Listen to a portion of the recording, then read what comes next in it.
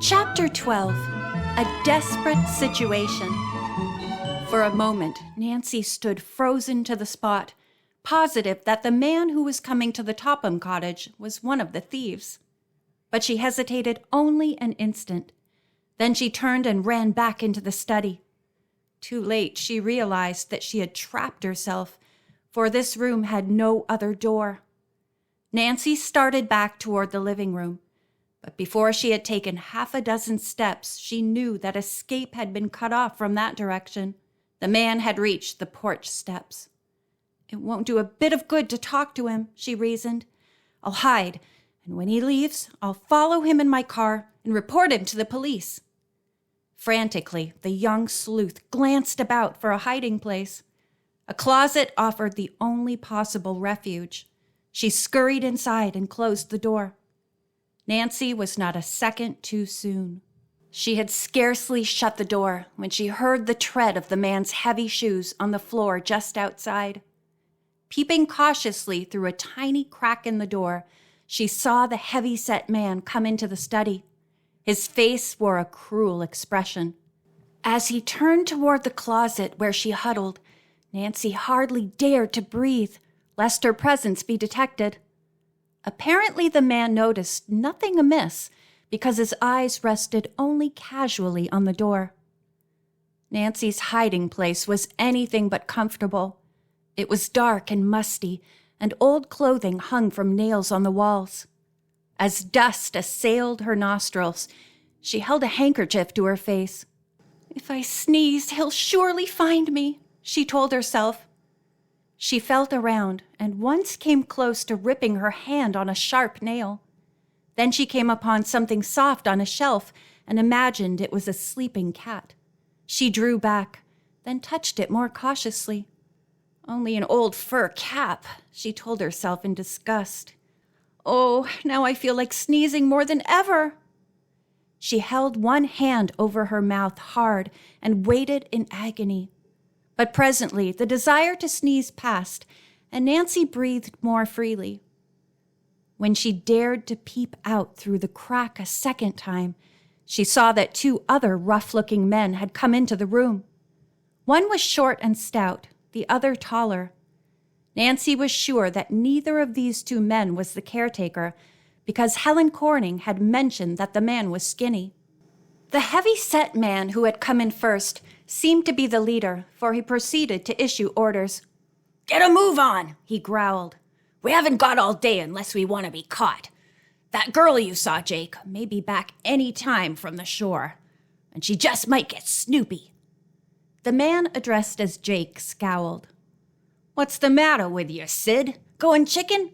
If that girl comes around, we'll just give her a smooth story and send her on her way.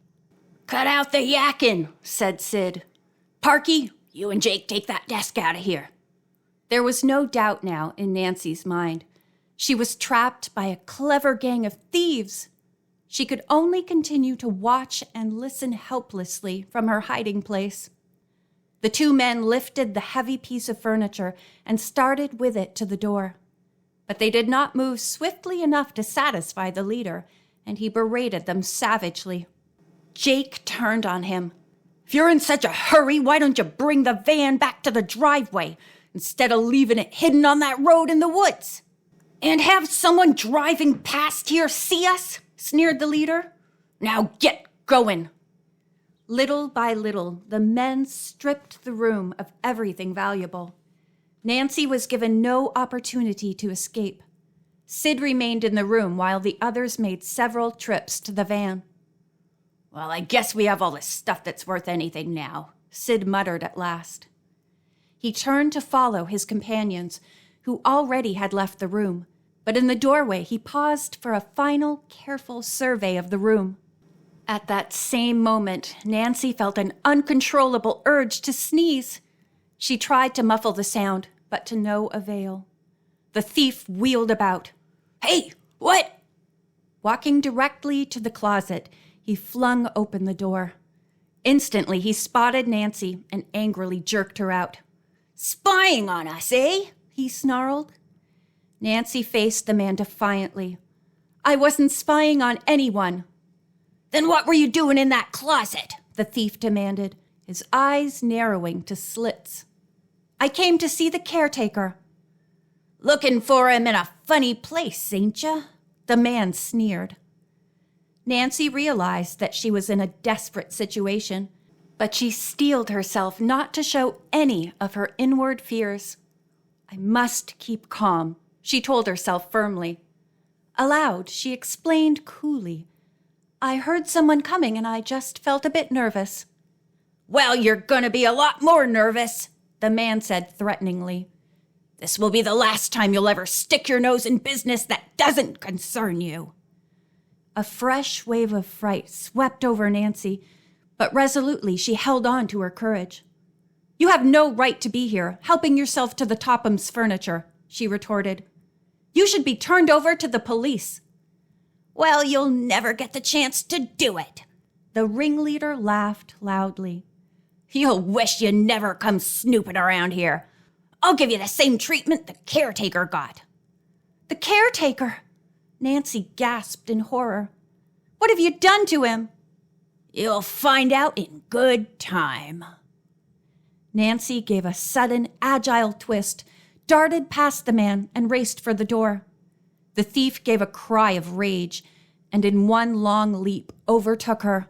He caught Nancy roughly by the arm. Think you're smart, eh? He snarled. Well, I'm smarter. Nancy struggled to get away. She twisted and squirmed, kicked and clawed, but she was helpless in the vice-like grip of the powerful man.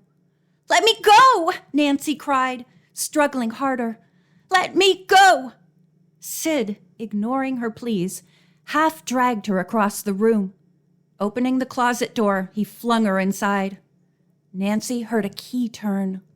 Now you can spy all you want, Sid sneered. But to make sure nobody'll let you out, I'll just take this key along. When Nancy could no longer hear the tramp of his heavy boots, she was sure Sid had left the house. For a moment, a feeling of great relief engulfed her. But the next instant, Nancy's heart gave a leap. As she heard the muffled roar of the van starting up in the distance, a horrifying realization gripped her.